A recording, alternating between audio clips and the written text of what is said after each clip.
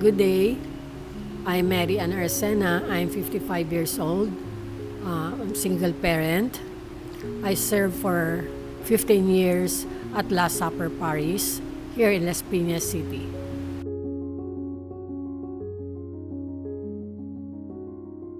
First, iba-iba tayong mga paniniwala kasi marami tayong mga religion. Pero isa lang ang kanilang paniniwala, si God. Bilang nagsiserve ako as a mother butler, kasama ko yung mga pari, ako yung nasa altar, naglilinis ng mga ciborium, yung gamit sa simbahan. Yun ay mahalaga sa akin dahil yun ay baka sacred vessels po yun.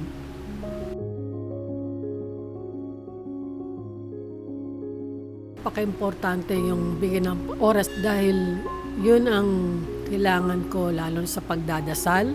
Napaka-importante sa akin, lalo na pag umaga, pagdadasal ko.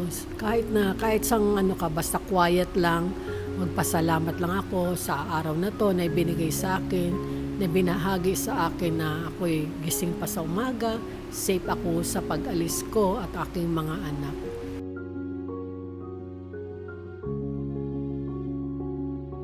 Ang importante yung paniniwala sa ngayon, lalo na sa mga kabataan ngayon. Sa panahon ko, lagi nagdadasal. Ngayon, kahit na every Sunday na lang, mga magulang, isama yung mga anak natin sa simbahan, magpasalamat at huwag makalimot magpasalamat at magdasal.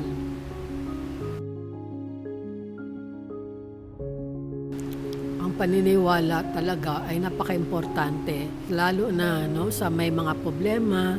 Ang iba kasi pag may problema, hindi sila nagdadasal. Ang pagdarasal ay napaka-powerful noon.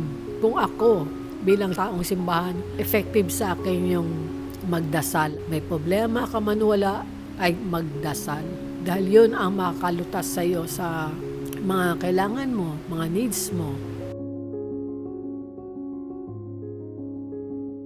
Ako nagsiserve ako as bilang mother butler. Siguro makikita ng mga tao na ay ang ganda pala na nagsiserve siya sa simbahan. Pwede naman siguro akong tularan nila na maging active sa simbahan.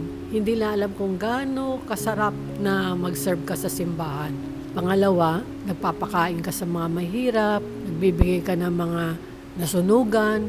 Yan ay dadaan mo sa simbahan kasama mga pari. Walang imposible sa kanya. At marami ka mahingkayat na mga youth na nakakaakit ka na maganda palang magtulong sa mga taong nangangailangan. Ang maibigay ko lang, faith ang kailangan mo sa simbahan. Either kung ano mang religion mo, paniniwala mo sa Panginoon. Ang advice ko sa kanila na patuloy lang silang magdasal at magpasalamat araw-araw na wala silang sakit, ang kanilang pamilya at ang kanilang mga anak. Sasabihin lang nila, salamat sa Diyos, ginaguide mo kami sa oras-oras. Maraming salamat po. Yun lang, pasalamat lang kay Jesus.